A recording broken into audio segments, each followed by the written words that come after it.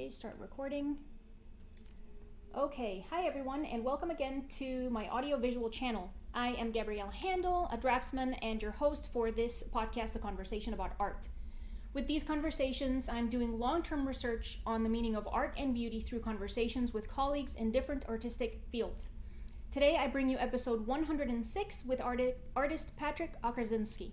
If you enjoy this video, please like and share all the videos and subscribe because these actions are very helpful. You can help even further by checking out the links in the description.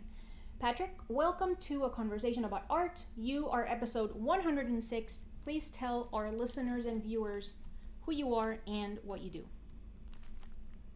Cool. Well, hi, Gabriela. Thanks for having me. Who I am, what do I do? My name is Patrick, obviously. I'm 27 years old, which I think is only relevant in the fact that I've been painting for only about a decade, and I think I'd like to hope I have a lot more decades in me. These types of interviews I think are always fascinating because they kind of serve as a little time capsule. So years from now, maybe I might think entirely different than I do at the moment, but I don't think it'll be too much of a 180. I think I have some convictions that I'll probably be sticking to. I'm mostly a landscape painter. I have some of my own landscapes here in my studio, just stuff I've been working on. Some seascapes on my easel, some master copies of artists that I admire, some George Innes, Isaac Leviton, William Richards. That one's an original, and then probably a Sargent and some other just paintings scattered in every corner. I'm mostly a landscape painter. That's been my interest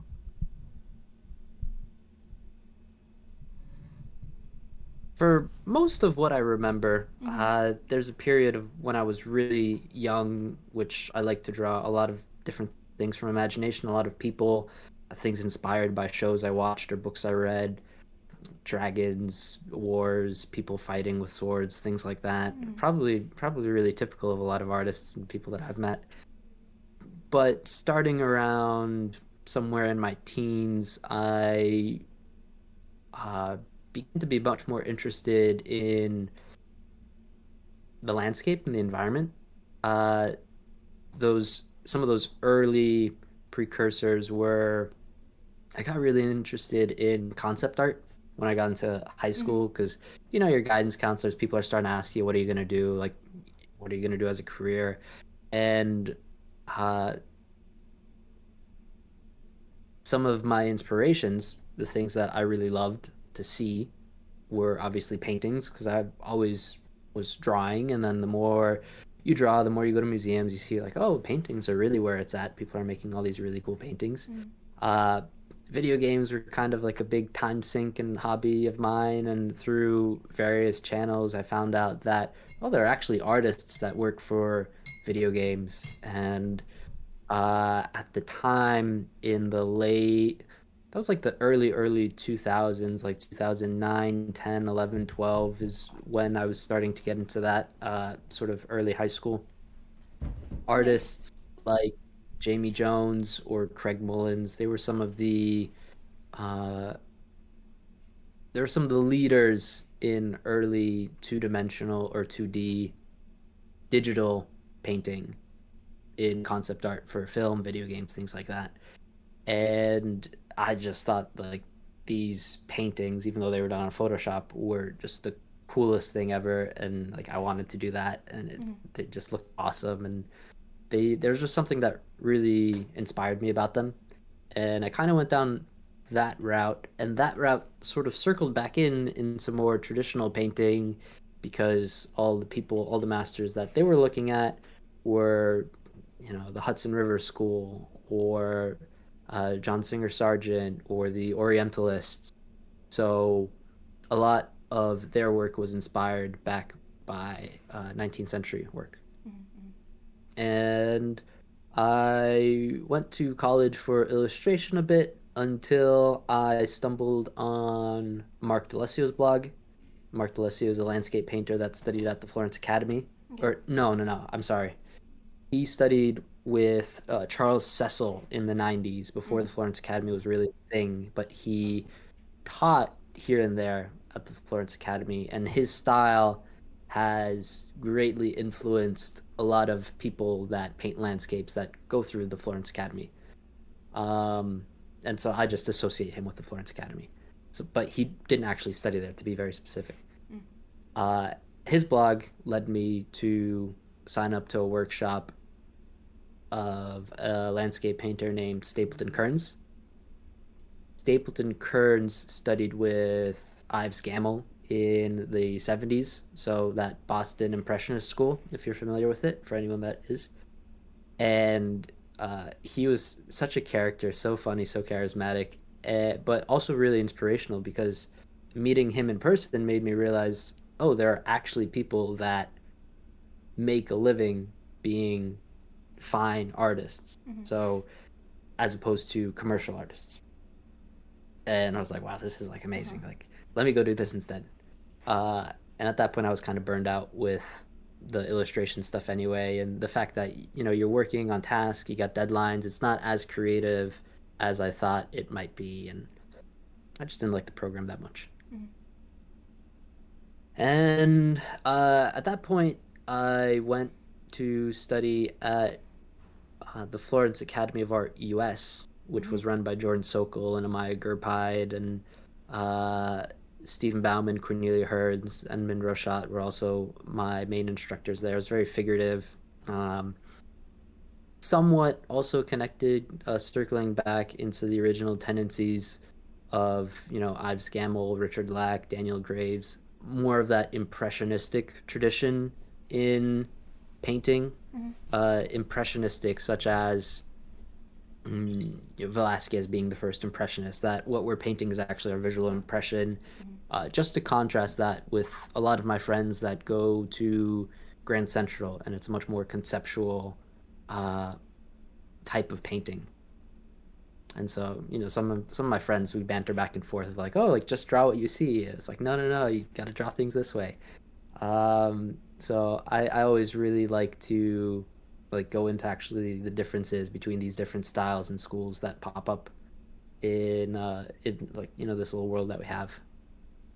Um, and I went into the school even though it was a very figurative academic school, knowing that I wanted to focus on landscapes, uh, and I that's what I ended up being able to do. I was always working on my own landscapes, and then I got out of school, uh, and yeah, I had a lot of my own questions of like, why am I doing this? Like, what's the reason? Like, what?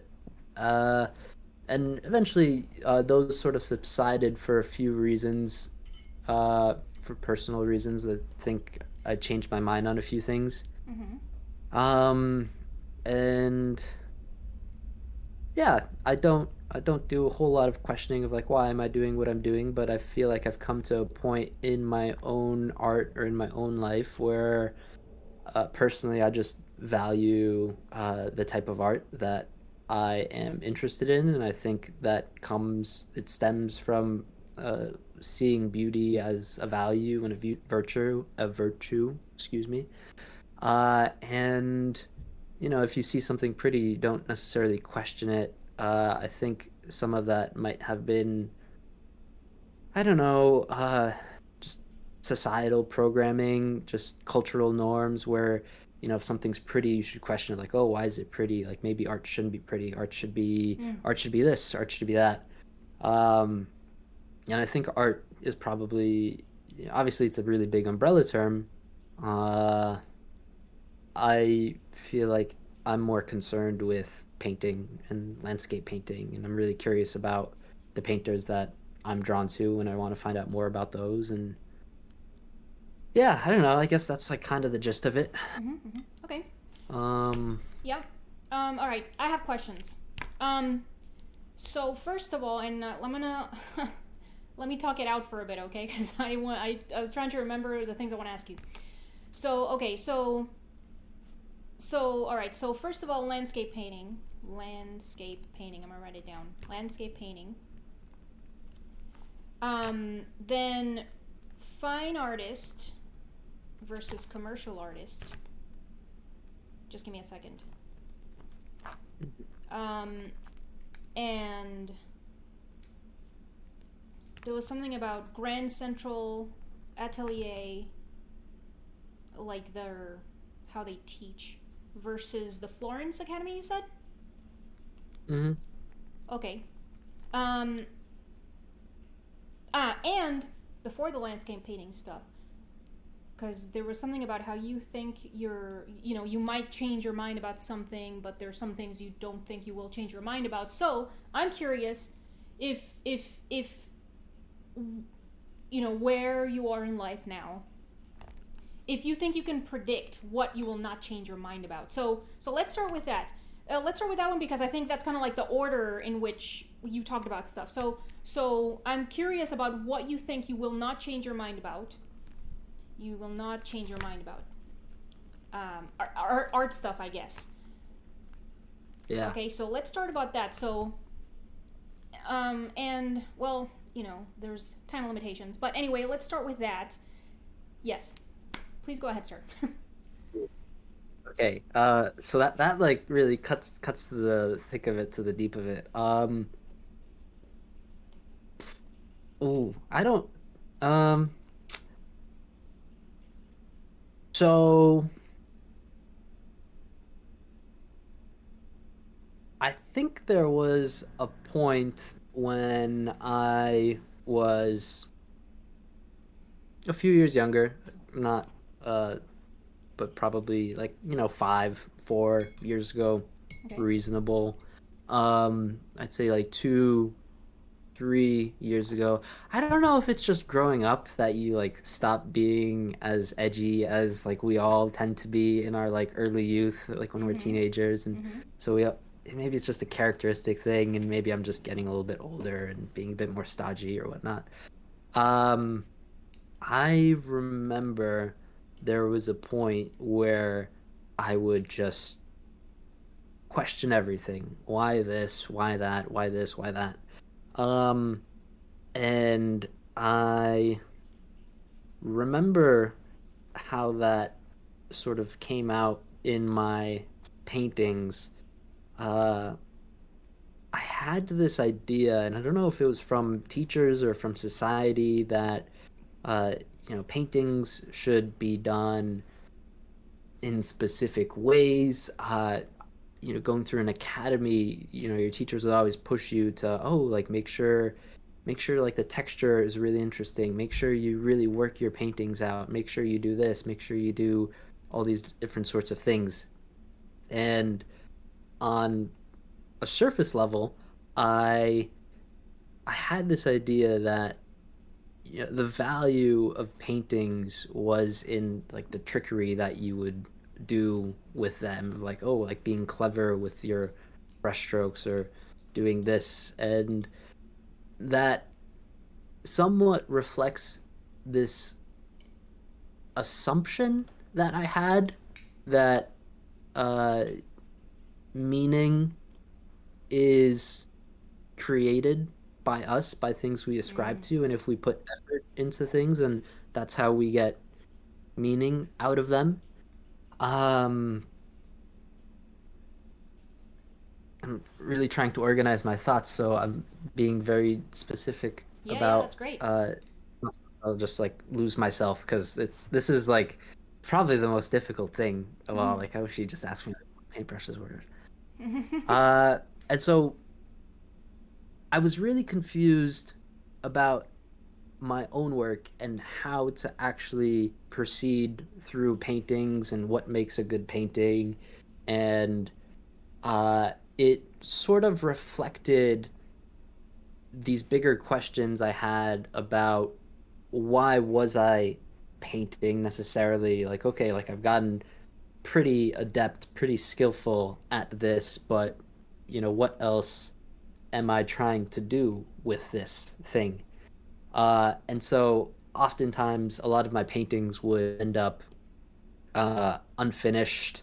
I would just try to experiment just for the sake of experimentation, and I wasn't really getting things out of them. Uh, and that somewhat reflected in my own state of mind, I suppose. Uh, Little by little, there were a few changes in uh my just the things that I was exposed to. Uh, a little bit like a little bit of things that might be classified as philosophy of aesthetics or uh, some existentialist thoughts, some classes I took in college. I ended up going back to I dropped out of college when I was 20 to go study at the academy after I took that workshop because I figured, okay, like I'm not really learning anything at this college because I'm Yeah, studying college is useless. illustration and So is school. uh well, I that's one thing I changed my mind about. Okay. Um but it was definitely an environment for me that I wasn't necessarily being challenged Mm. or pushed to learn or grow seriously. Like I would learn things about composition. There were a few professors that I thought were really interesting. Like my history of illustration class was amazing. Like going through the history of illustration from Golden Age illustrators to like uh even illustrators in the 60s Mm. like Bernie Fuchs, Norman Rockwell, some of the poster guys in the 80s. Forget the names off the top of my head, but um there's some things that were really interesting. And I think at a point now, I do appreciate the classical ideal of a liberal education that Yeah. you're supposed to become a well-rounded person and Yes. to learn, basics of different arts. And I wish I had more of that, where you learned more of the basics of things like rhetoric or debate or philosophy, or all these different things. In reality, a lot of schools just fall short of that, sadly. Oh, for sure. Yeah. Um, and the university that I went to wasn't like particularly good at university. But I did manage to just get in the honors program at the university pretty easily, and that meant I had access to a few different classes than normal people at the university did have. Uh, so I wasn't a philosophy major. I ended up going back in after the pandemic. My education ended right in 2020. That was like my fourth year. And then the pandemic happened, and that was kind of like, oh, what do I do now? I don't know. Um, so that's like also just a lot of uncertainty Mm. at that point in time for a lot of people, I'm sure. Yeah.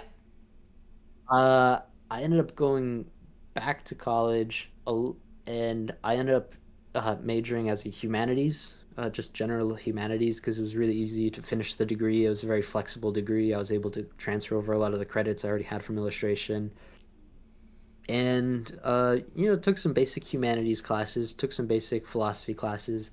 One of the classes from the honors course was actually a senior seminar in Oh no, that the senior seminar, the honors course was Plato's Republic, but I for fun, I thought I would take a class on existentialism the next semester. And I actually disliked that class so much I just failed it. I didn't finish it. I didn't do the essays and um I just didn't like it. Mm-hmm. And I think the reason I didn't like it was uh so what it was what it was coming to was that the professor at the onset of the class said that he was only going to focus on uh atheistic existentialists. Mm-hmm. So and there's some interesting stuff about it, but Sure. so like wholesale ignore people like Dostoevsky or Soren Kierkegaard, which from my own just looking at things here, reading like few small things here, watching some videos here.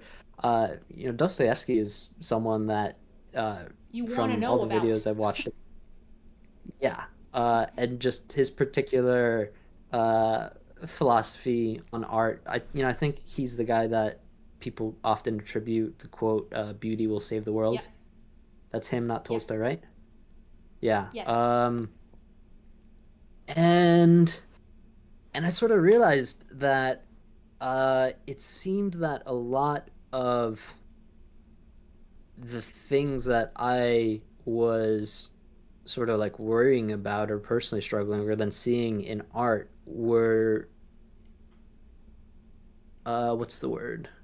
Uh, just expressions of nihilism where people lack a real conviction in anything, and it reflects in art in what I sort of call, when I have conversations with friends about this, as, and maybe other people use this term, I really don't know, but aesthetic nihilism, when people don't really have a belief in the art that they're doing Mm-hmm. and don't necessarily have a belief in their paintings, and they're just sort of trying things out. And you'll see sometimes really classical artists all of a sudden experimenting with like crazy weird things. um why are they doing that experimentation? Well, because maybe they got bored, maybe they didn't really care or believe in what they were doing in the first place. And but to tie this back with the technical stuff, for a while I was very confused about the type of work that I wanted to make, what I wanted to do.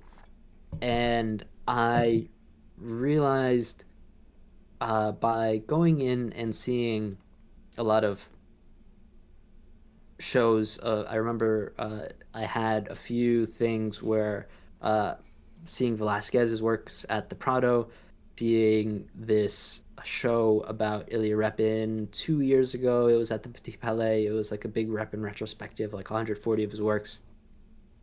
And both of those artists, I remember them just blowing my mind away because they were so direct. They didn't care about impressing you with their surface.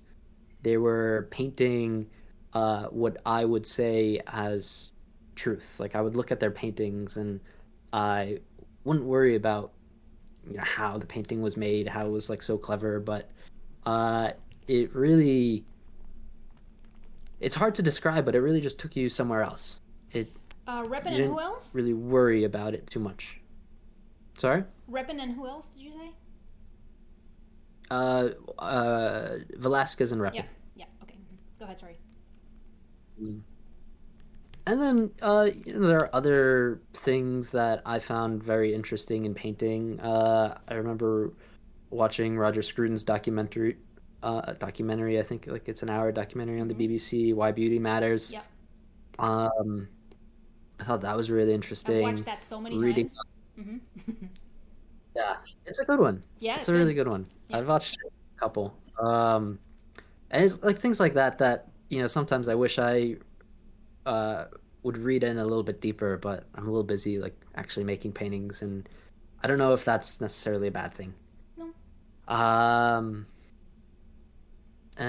what are some other few things that oh looking at landscape painting, reading up a lot about the history of landscape painting, particularly in America, ideas about the transcendent or the sublime, a few experiences, a few like deeply personal experiences for me that I realized uh that the heights of, sorry if you're getting that notification, the heights of uh, some of my best experiences in landscape painting, if I were to describe them, it would be as, an almost transcendental experience where you're experiencing something else that's really, really just difficult to put into words.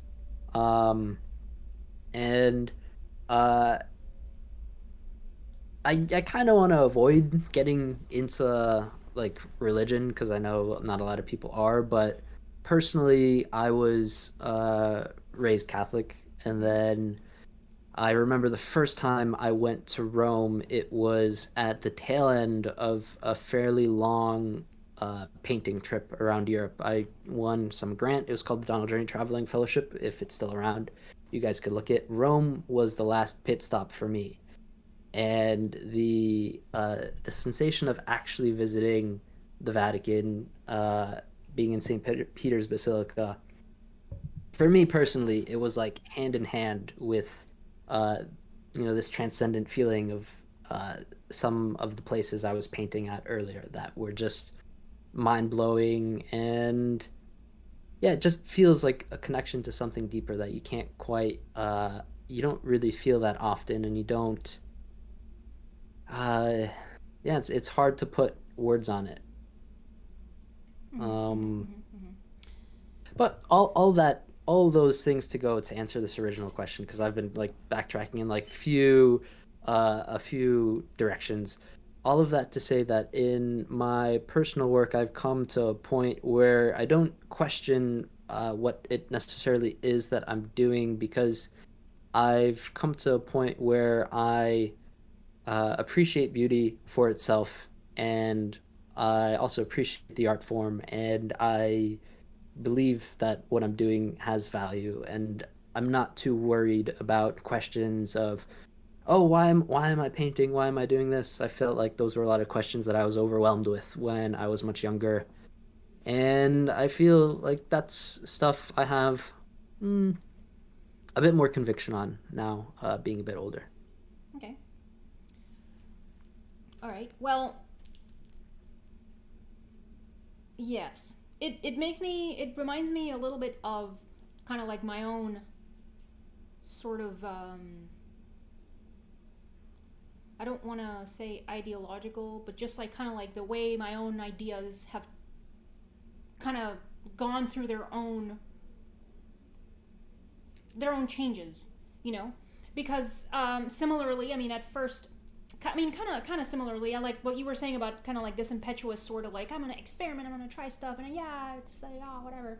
I mean, but at the same time, it was like that kind of like that idea, and I mean, I did stuff that was still parallel with like another constant, which was it didn't feel right that which with what I guess you're calling sort of aesthetic nihilism, sort of, because it didn't seem right to me, for example, because I mean, I've always liked to draw, and like that's Mm-hmm. my main medium, that's what I do, and I've always liked to draw the figure, and so it didn't make sense to me that the drawings that I was making, even if they weren't like the best drawings that I was going to make my whole life or whatever, I made them with care and with thoughtfulness, and I was like, yeah, oh my god, I'm enjoying this. I'm enjoying this whole process. I want it to look this specific way. I want it to look right.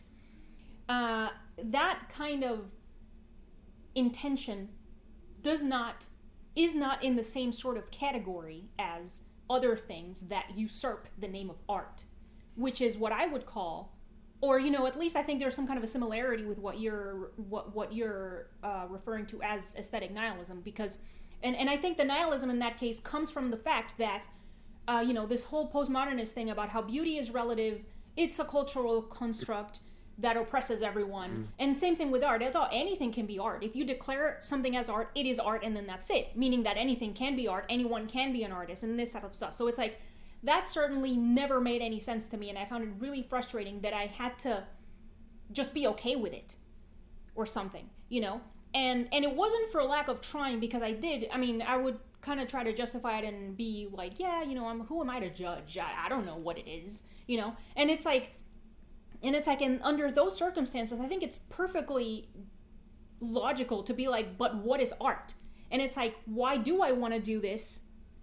And why is it called art? And why is it art? Especially when, as a younger person, when you're still kind of trying to form your ideas, you're seeing all these other people make trash and call it art and sell it for a ton of money. You see what I'm saying? So it makes perfect sense that you would ask questions of that sort. And I mean, at the same time, it's like if you're having somebody teach you, it is also perfectly fine to ask questions. It's like, why does this way of painting or this composition make the painting a good one? Because in that case, the teacher should be able to justify to justify their instructions with a solid answer. It's like, it doesn't have to be, it's a tradition. It's like, it doesn't have to be a tradition. It's like because so like that is one of the things that I've been learning. Maybe you've been learning yourself as well, with Roger Scruton and this type of stuff. That it's like there's a reason for which things look better in a certain way. They look good in a way, and they look like shit in another way. And it's like, it might be a combination of form and function or whatever it is, but there is a reason for which things look better and are therefore superior to the other arrangement. And I have been reading. I have been saying this for every fucking episode that I've made so far. I think I have been reading Dennis Dutton's *The Art Instinct*, um, and and I really like the idea. And so his argument is that our desire to make art and the desire to make beautiful art is actually biological and instinctual. And I really like that idea because it makes a lot of sense to me, you know? And so, and I think it is so important and deep and heavy that I think it's also cool if it's connected to like a transcendental religious thing, even. Like, I don't think that's a negative thing, you know? Because it is that important. It is that important that it becomes a mystical thing. It's like if you can't explain it, then you might be like it's something a beyond thing. And even if you even if you think that it is not a beyond thing, unexplainable, that can't be explained with words, it's like it is, you know, it still gives it that validity and that weight and that importance. You see what I'm saying? I don't know. I think I kind of drifted away from what I was. I mean, I was just trying to say that there's definitely like a similar sort of search in terms of ideas and kind of landing somewhere that feels right with age. You know, I don't know. I guess is what I'm trying to say. I hope so. Yeah. Yeah. There are a few things. I kind of let people have the term art. I'm not too like concerned about like fighting over that because I think on one level, isn't it sort of just like a battle for words, you know? Uh, what's the meaning of a word? It kind of is whatever people ascribe to that, and the meaning of certain words can change over time. Sure. Uh, and so one of the other ideas that I found to be really interesting when I was exposed to it, I think it was through a public panel discussion at the Salmagundi Club in New York City, and one of the panelists was Jacob Collins. And I've also so Jacob Collins, the founder of Ground Central Yeah. Atelier or Academy, I forget which it is. Atelier. Okay, so my bad. Um, and I've also done the Hudson River Fellowship, where I've been able to have some discussions with him about this subject. He or it's through him that I came through this idea, and I think it might be his idea that what's really interesting to talk about, because obviously there are all these different types of art, but it's really interesting to talk about art forms. So the form, uh, and almost in a way that kind of reflects Plato's ideas of forms, so forms of beauty or forms of truth, that there's a ideal form of a chair, which is the definition of a chair. A chair, it's like four legs, or it's some sort of thing with a backing. It's different from a stool. When it comes to art forms, there are different forms of art. There's the modern art, there's traditional art, there are all these things. Within traditional art, there's still sculpture, there's still music, there's still Sure. painting. Within painting, there's portraiture, there's landscapes. Within landscapes, there's Hudson River landscapes, or American Impressionist landscapes, or Barbizon landscapes. All of these schools, they kind of reflect the different um, ideals of the very specific art form that whatever these people are partaking in. So what it comes to, like, actually like art as a whole, I'm not sure, but I really liked that explanation of subforms of art, because what type of art are we doing? Even within our own realist world, there's a big difference between the type of painting that's being done by people who've studied with the Nerdrum School, people that have studied through Florence Academy, Um. people that have studied Grand Central, people that have done less of that, and maybe they're coming out of like the Richard Schmidt tradition, Right. because there are a few artists that have been really heavily inspired by that, and you see them, across America. They participate in a lot of the organizations here at Um. home. Um, uh, uh, I'm sorry for interrupting you, but I have pigeons on the air conditioner, and I don't want them to shit all over it. So I'm gonna just give me a second. It's ruining.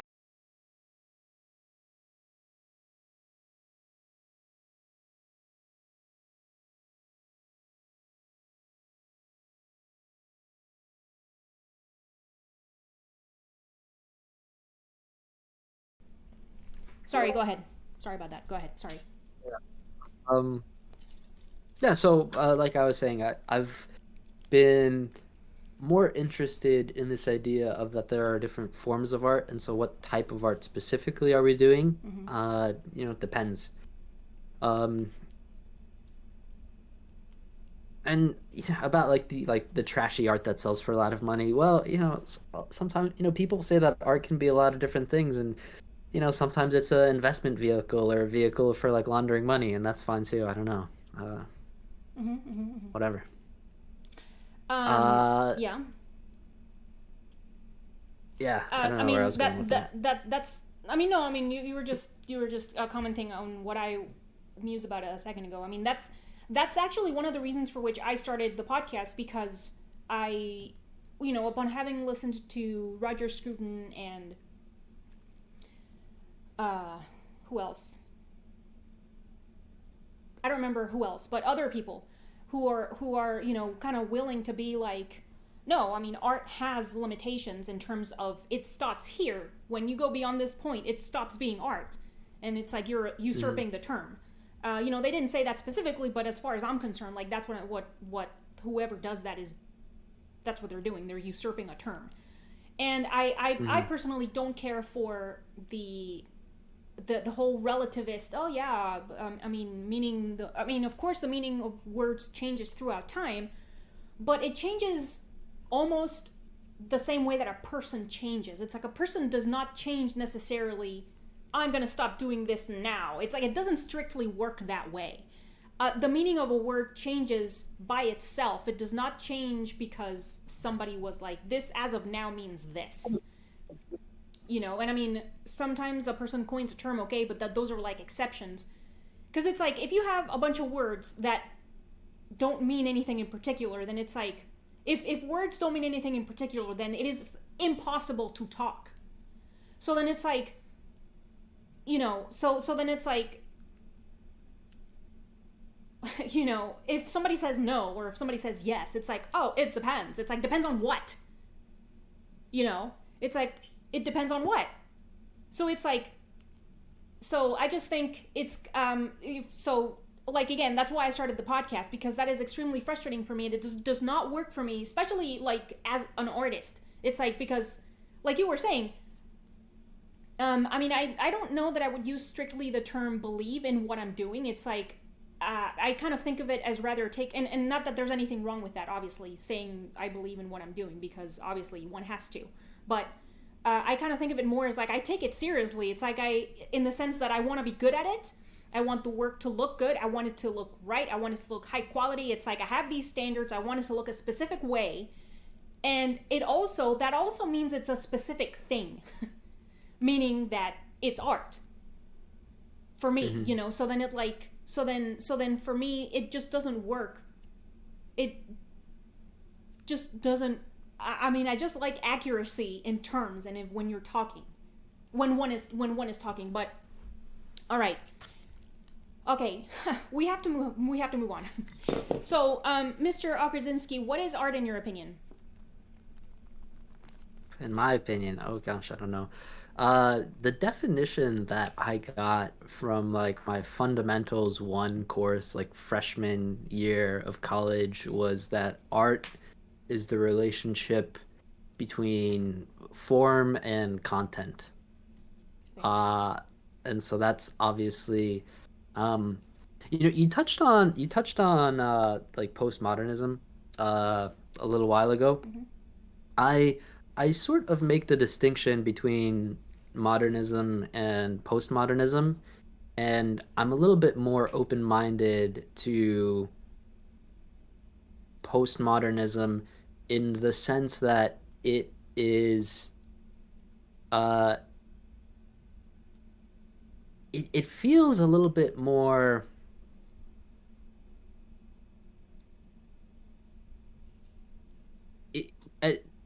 not to use this word in like some of the like more typical catchphrasey way that a lot of people in society use it. Uh, Postmodernism feels a little bit more inclusive in the sense that philosophically it can account for a lot of it's sort of just really meta. It's sort of taking a step back and looking at how different people do a lot of different things because obviously if you were a painter in Western Europe in the 1500s and like you had a very specific idea about what painting is, and if you were transported somewhere across the world to Japan in the same period, and then you looked at the types of paintings that they create over there, it's totally different. And so in that sense that there's a lot of different art happening everywhere, um I'm not too I'm sort of partial to this idea, to this more not necessarily modernist, because I think it was the modernism that was hand in hand with the abstract expressionism, and I think a lot of people are still like struggling to like answer or what. So what's like okay, like modernism came, it kind of killed painting. Painting's been back a bit. The reason painting's been able to be back is kind of because people have this laissez-faire attitude of well, whatever goes, people are doing different things, and it's sort of it's not really a big world of any one thing, but it's a lot of small worlds that are coexisting because people are sort of live and let live. Um, I'm open to the idea of, when people ask me art, I'm open to letting it be that idea of, sure, it's the relationship of form and content, and that covers it covers plays because so a play, one of Shakespeare's play, obviously it's the form of the play and then it's the actual content, it's the meaning of the play. And that also covers painting. It's the form of the painting, the technique, and it's actually the what you're actually talking about painting. I don't know the origins, who came up with that definition originally, but when it comes to defining art in its grandest sense, um, it doesn't feel wrong. It doesn't it's not something that I'm opposed to. Uh but having said that and circling back to the idea of forms that I am really sympathetic to, if you ask me what landscape painting is, or if you ask me what painting is, if you ask me what my form of painting is, what are my ideals in painting, that's a somewhat more different conversation. Um, and generally, my form of painting, beauty is a part of that answer. Truth, why is that a different conversation? How is it different? uh, well, I'll give it to the people, or I don't think that all art. Well, is all art necessarily beautiful? I'm not. I don't know about that. Uh, I know the people that say that art isn't beautiful. That there's a lot of stuff that I disagree with all those people. But is art always beautiful in every instance? I don't know. I'd have to really rack my brain over that. Mm-hmm. But I realize that I think art. You mentioned that there's an usurpation of the term art. Um, I don't know. I'd have to like brush up on my history of that, whether there was a usurpation of the term or whether the term was just never really in use to begin with. Some people suggest that, the word art was an invention of the very late 18th century or early 19th century. Some people cite Kant and they get really angry and emotional about it, but I'm not too well read on the actual reasoning behind that.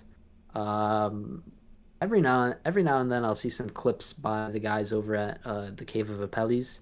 So uh, and sometimes that stuff is really interesting, but I'm not too familiar with the full breakdown and the full argument that they propose of like the difference between art and they've taken up the term kitsch Right. A lot of those people from the Nerdrum school, they call themselves kitsch painters, and Right. uh, I don't know though. Okay. Um. Mhm.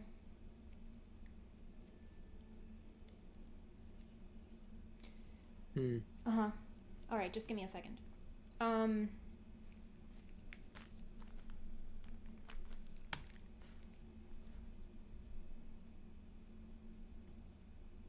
Mhm. I mean, postmodernism isn't all wrong, of course. Uh, It's are you saying wrong? no, it's not all wrong. Because of Yeah. course it's valid to ask the question of what makes a work of art, or what gives a word Hmm. its meaning. That of Hmm. course, I mean, that's what I was saying earlier. It's like, of course, that's not wrong at all, because it is a valid question to be like, why is it that we revere the Sistine Chapel? It's like, I mean, Hmm. is what makes that art? What makes it transcendental? What makes it so amazing? It's like, why do people to this day still go and pay, I don't know how much money to look at the thing? Even though it's like way up there, you can't get close, you know?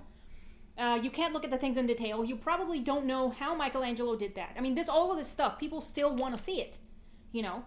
So I think it is valid to ask the question of, I wonder if I put my cup of coffee in a pedestal, does that make it a sculpture? That's a valid question. But it doesn't mean that if you put anything on a pedestal, it's a sculpture. That's not what that means. The question is, what makes something a work of art? And that is a valid question. I've heard Jordan Peterson mention that a lot of times, a handful of times. And it's like, of course asking the question is a valid thing, because asking questions is always fine. It doesn't matter what kind of questions they are. It doesn't matter if they're stupid. It doesn't matter if they're not stupid. It doesn't matter if they're long, if they're short, whatever. It's like, the point is that asking the question is fine. But then if your conclusion, based on seeing two different objects on a pedestal, if your conclusion after seeing an actual sculpt, like a bust on a sculpture versus seeing a spoon on a sculpture, and you're like, that means anything can be art, that does not work for me. It's like, that does not work for me, and I don't think that is the point of the question. The point of the question is to be like, why is one art versus why is the other one not art? You know, um, for me, or at least that works, because, and I mean, the reason for which I think, and I'm not saying you necessarily, I just think that is why a lot of the times people will default, a person will default to like, yeah, anything can be art, is because that is so much easier.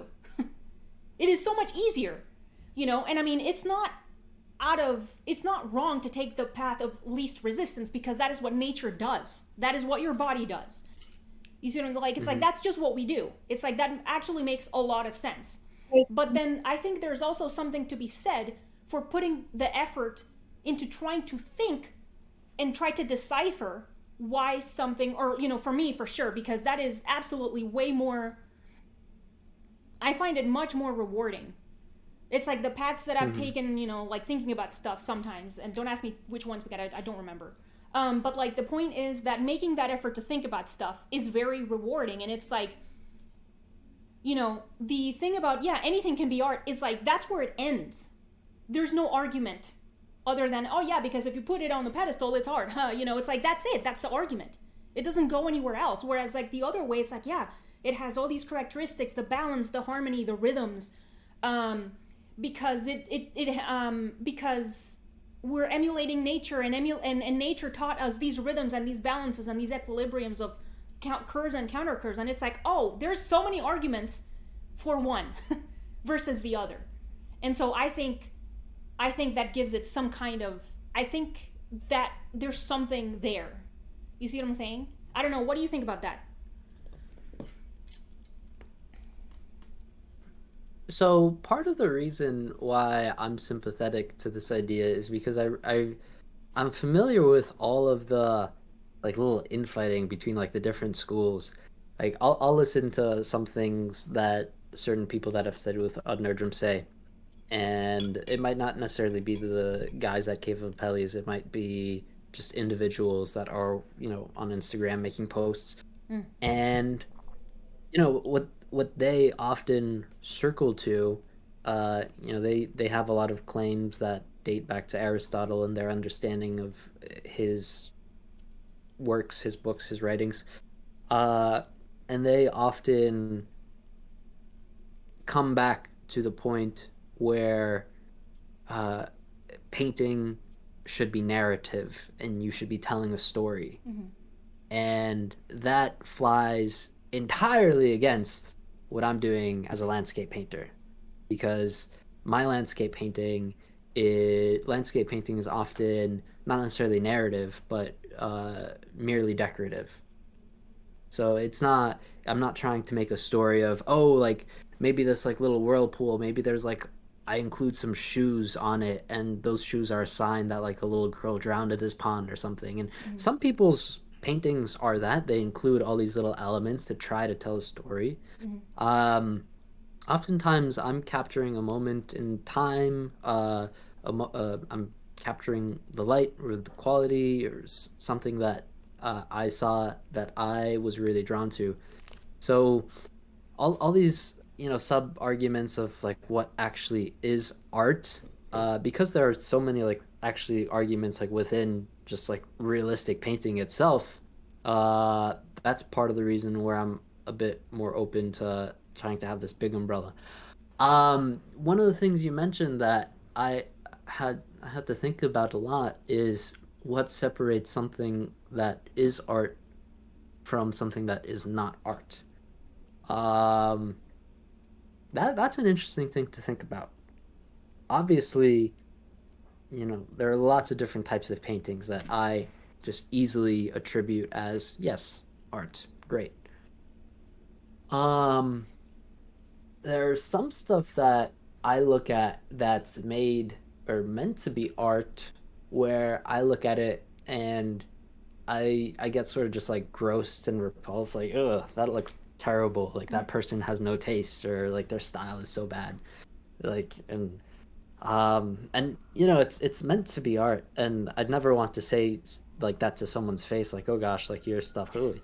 Yeah. Um but taste, skill to me that matters in what I'm doing. But uh sometimes skill isn't necessarily so apparent in a single thing. Because sometimes it could be, the way that you're able to express or convey an emotion. And I guess because it's expressed well, but in different types of art forms, like uh, in music, for example, there's a lot of music where people can be very technically skilled at playing an instrument or singing with their voice and they've trained so hard and they work to make such like a perfect or very skillful performance, but you can imagine that there are other types of songs which are inherently less skillful, but because they're so impactful and because they're so they convey this emotion, Mm-hmm. then to you as the viewer, you find it just as meaningful. Um, I think like Tolstoy or I forget if it's Tolstoy or Dostoevsky that have a definition of art, and it's about a work that is able to express and be appreciated by someone else. I forget I'm blanking on the exact definition. You might know, but I have a hunch that it's actually like Tolstoy that offered that definition up to the world. Okay.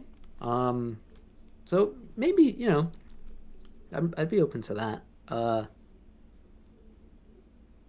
Yeah. Hmm. Okay. Okay. I also, Yes, go ahead, sorry. huh? No, go ahead, sorry. Well, one of the things I said earlier, and you uh, just circled back to it very briefly, but then we went off into a different direction.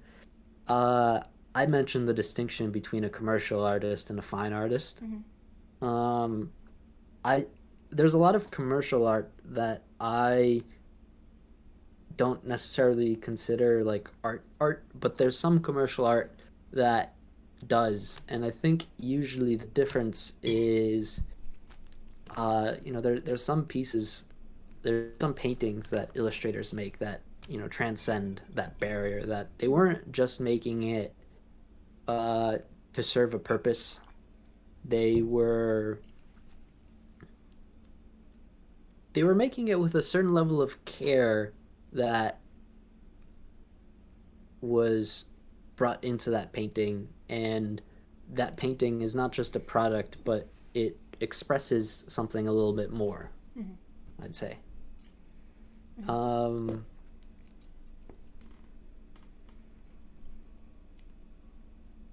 and maybe it's just technical genius, maybe it's something deeper, but you sort of know when you look at something, when you look at an illustration, when it just sort of looks cheap and it's just sort of a product. Uh, yeah.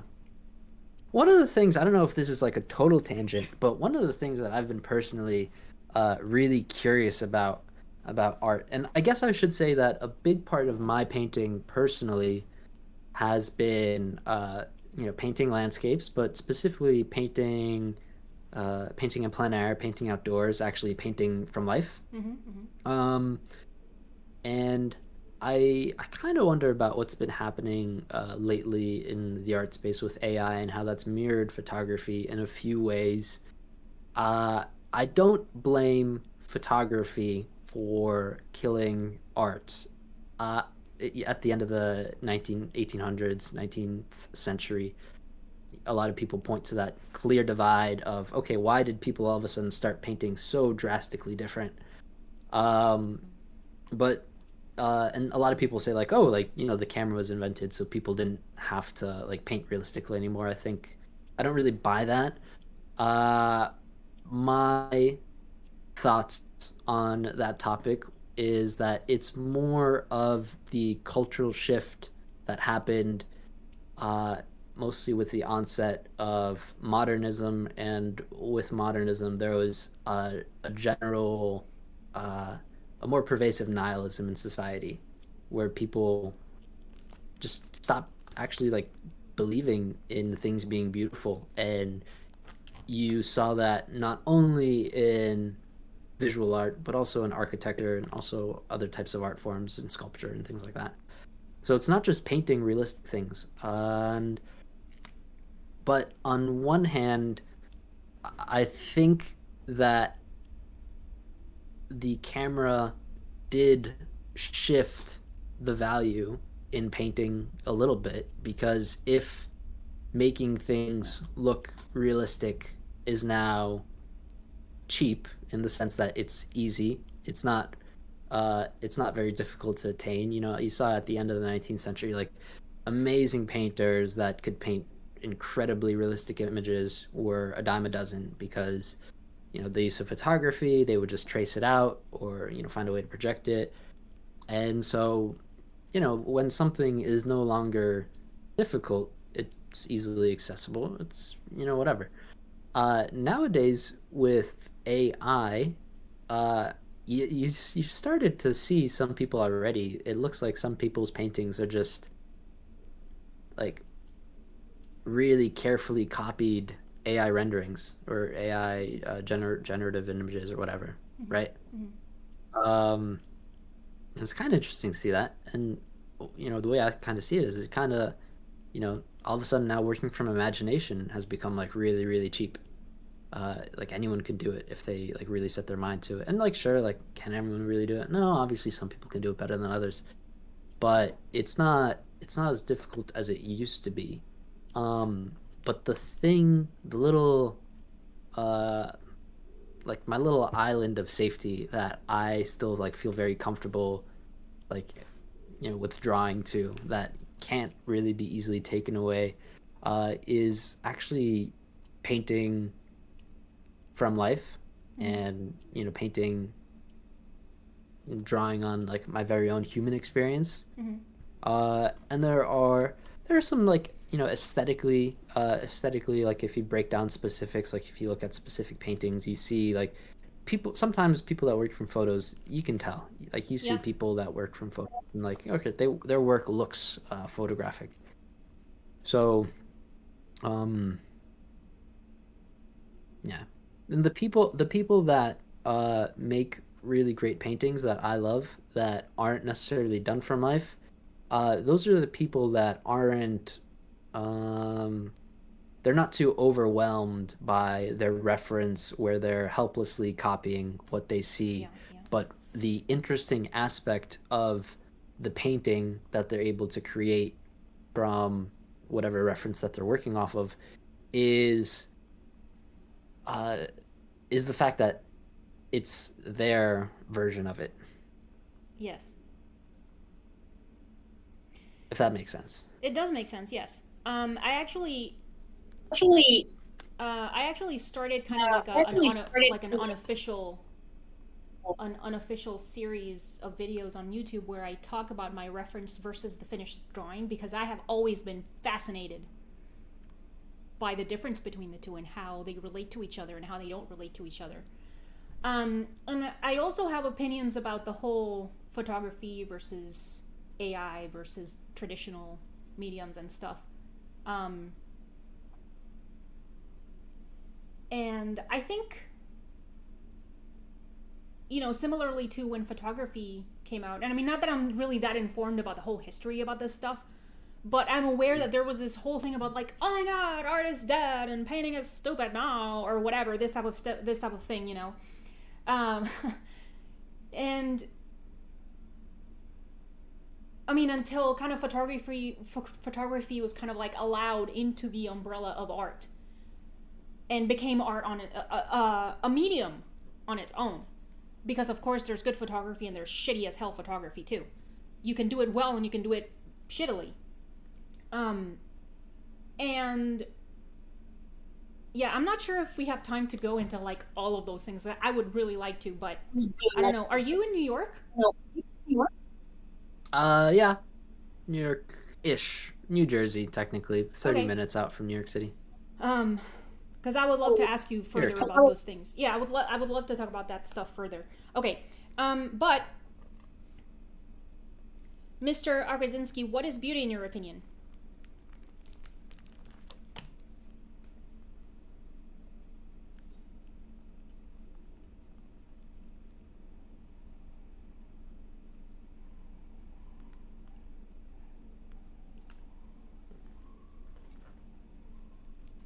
in my opinion, oh gosh, I don't know. I'm not sure that my opinion is too well informed. Um, Definitions that I have jived with is this a platonic idea of beauty, that beauty is an ideal, beauty is a form, and it expresses itself in different things.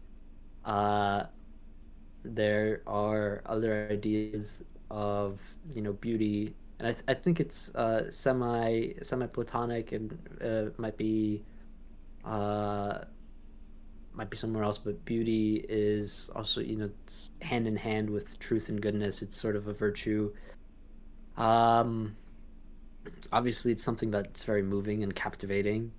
Uh, it's not necessarily always pretty, uh, but it is something that is moving. Um, I can't really give a great answer on my own, but my sympathies lie with you the undercurrent that also includes like Dostoevsky or Scruton or Plato. Uh, those are the answers of those are people that have answered that question uh, in ways that I've enjoyed their answers. Um, it's tough to say. You know it when you see it. Mm-hmm. That's for sure. Yeah. And so I feel lucky being a landscape painter because I feel like I see it a lot. Outdoors, there's a lot that just sometimes just stops me in my tracks. That like sometimes like I'm almost like brought down to my knees, just like being crazy. Like wow, this is amazing. But maybe that's just me being like just a nutty like nerdy landscape painter, like really being into what I'm doing. Um, yeah. Yeah, I mean, gosh, I mean, really, I think beauty is in spades in the natural world, that's for sure. Beauty is in spades. Uh, in spades, there's just a lot of it Oh outside. yeah, yeah, yeah. If you here. Mm, Um, yeah. yeah, so some connection definitely in nature. Definitely, things that are not beautiful, these like steel, concrete, glass buildings that we've been making like the last 50 years. Mm, but that might just be like my personal style. Like I tend to like classical architecture a lot more than the modernist stuff. Hmm, hmm. There are some exceptions. Mm, yeah, I don't know. I don't know how else I could answer that. Okay. It's a tough question. Yeah, It's I tough to like put something on it. yeah, I agree. Maybe I should do away with the in your opinion stuff, just because I think it might be because it might be because I mean what I'm looking for with the podcast and everything is rather like the standard rather than the what a postmodernist would argue is relative. So then like in your opinion insinuates that it's relative in the sense that it means something for you, it means something for me, it Mhm, means something for the other guy, this type of stuff. So like maybe I'll stop saying that. Um, and mhm. and also I guess because in both occasions you were like, in my opinion, oh gee whiz, like like another there was another interview, another one of the conversations that I did with this Argentinian guy, and he said that beauty is not what I like. In the sense that I mean to kind of remark on that very point that it's like, I like that. yeah, it's not because you think it's pretty or because I mean there's like a universality to it in the sense that you're not the only one that is moved to paralysis when you're looking at something out in the woods or something. That is a universal that can probably and I mean that's probably why you're so drawn to landscape, in the sense that that connection to nature, because we are of nature, humans are monkeys and all of this stuff, that's where we came from. um, it's like that connection is not easily broken. It's just not broken because it eventually breaks through the cracks of the walls that we try to build out of concrete and glass, right? um, and so like it makes a lot of sense that you would say that you find it very often in nature when you're out painting in nature and you experience it often, and that's very fortunate of you indeed, for you indeed. And I mean it's not also it's not the first time that it has come up as kind of like this relationship between nature and the experience of beauty, and I like that a Mhm. lot, and I think it's great. um so the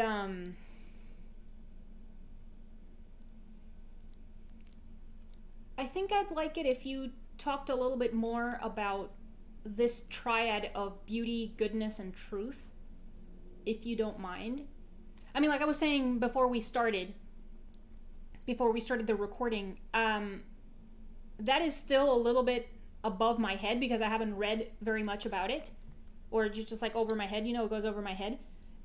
I have it pending, reading about Plato and all those guys, Socrates, um, and what their ideas on the subject were. But there's like this triad of truth, goodness, and beauty, and how they're not strictly the same, but they're kind of closely related, and they're, I don't know. What?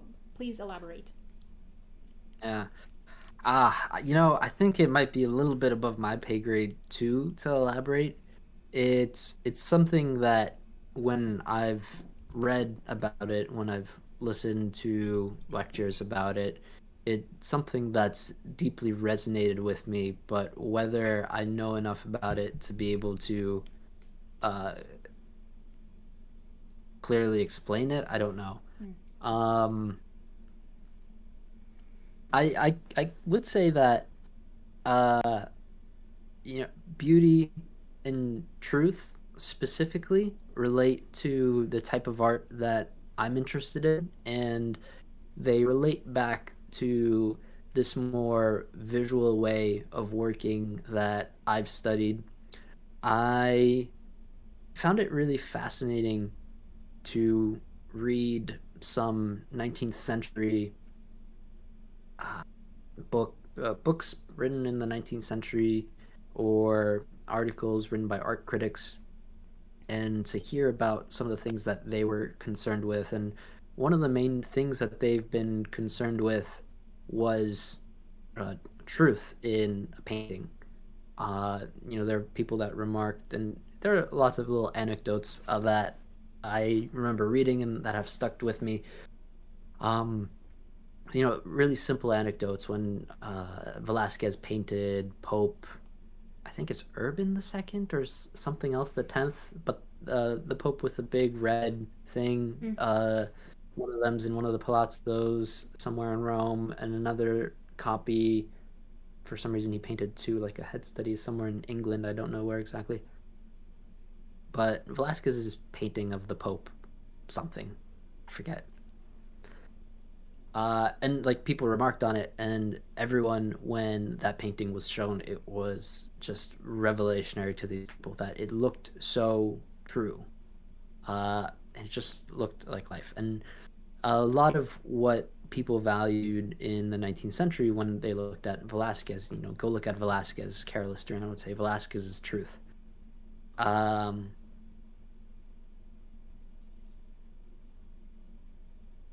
what that means to me in my painting is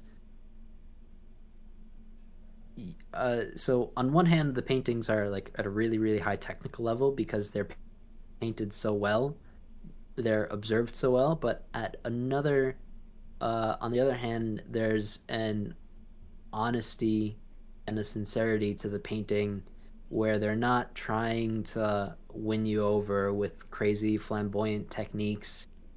um there's an aesthetic quality there which I'm really drawn to.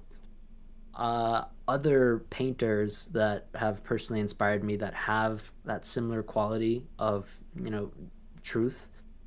Um, in a lot of ways, Claude Monet. I'm a big Mm-hmm. Monet fan. Mm-hmm. Some people kind of like just some people in the academic world look at him and they're like, couldn't draw for to save his life. I kind of he didn't make detailed paintings, but I don't think his paintings were poorly drawn per se. But the sensation that I've had experiencing Monet paintings, specifically in Paris, there's a lesser known museum called the Monet Marmottan, or the Marmottan Monet, I forget which is first. It's a bunch of his paintings that were in his studio at the time of his death. They were bequeathed through his sons to this museum in Paris that's sort of on the outskirts. And the permanent collection is in the basement, and it's really well lit. It's a lot of landscape paintings. It's not his more famous lily paintings, Mm. but so some of these paintings are pretty medium size. Some are kind of big, like maybe 4, 5, 8 foot square paintings. A couple of them. And I remember seeing these paintings after I had spent some time visiting his actual gardens, and the sensation of these paintings is was really unique. It's something that I haven't felt a lot, but standing in the middle of the room looking at these paintings, it really felt like a window into that scene. Mm. And it similar in the way that Velasquez felt like it was a window into the scene.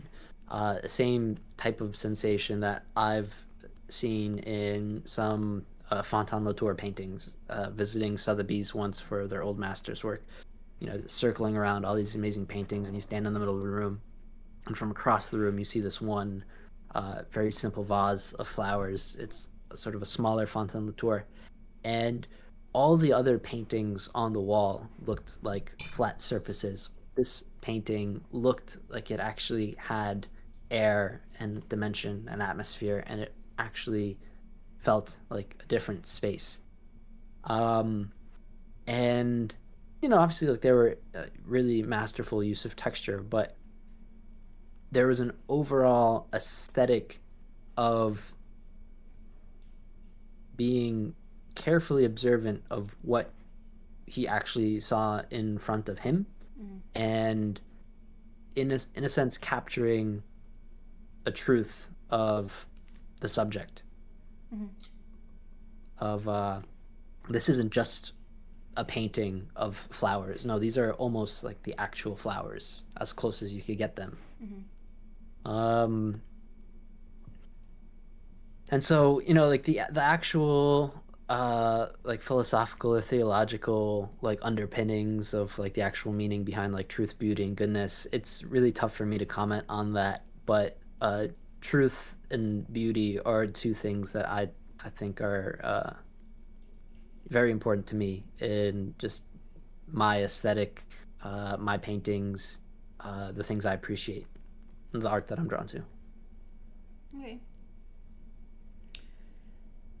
All right.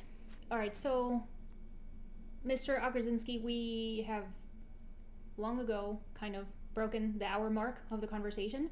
So I'm going to start to close it out. And I liked this last part as the ending thoughts of the podcast anyway. So please tell our future listeners and viewers, you know, if you want to add anything, what are you up to these days? Anything where can people find your work, this type of stuff?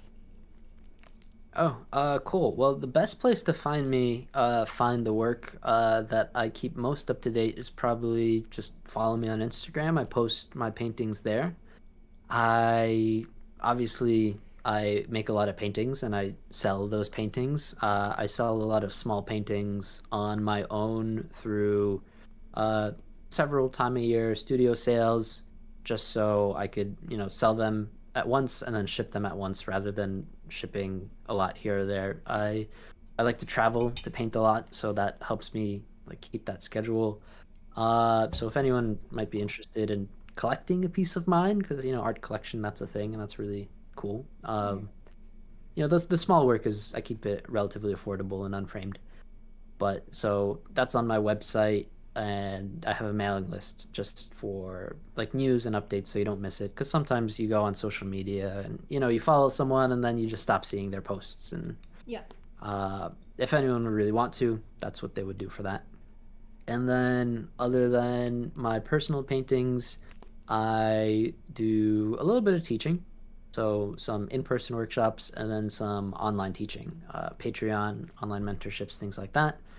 And I also have a lot of free videos on YouTube that go a little bit more in depth. And, uh, you know, there's some things here and there, but a lot of that is mostly also educational. This has been a really interesting podcast because oftentimes podcasts are like geared to be more like educational because a lot of people that are interested in painting are kind of well they're trying to learn how to paint. This has been a really interesting conversation, not technical at all, so that's been fun. But if you're interested in painting and you want to like learn something, I don't necessarily have more like philosophical things because that's a bit of a I don't know, maybe one day. Um, Maybe one day I'll feel a bit more confident in my knowledge and uh, just my understanding of things. But yeah, it's been a really fun conversation, and hopefully I wasn't saying like too much nonsense and Oh, things not that at I'll all. regret in the future. But I think I didn't. So Okay, no, no, not at all. I think you did great, and I would have liked to talk more. And I mean, I've been working on maybe making the podcasts a little bit longer, but I don't know about that. We'll see. We'll see how that goes. Thank you, Patrick, for talking with me today. Thank you, everyone, for listening. Again, Patrick, I think you did a fantastic job explaining yourself. If you want to support Patrick and my podcast, you can do so through the links in the video description. So everyone, make sure you check those out. And thanks again, everyone. Bye.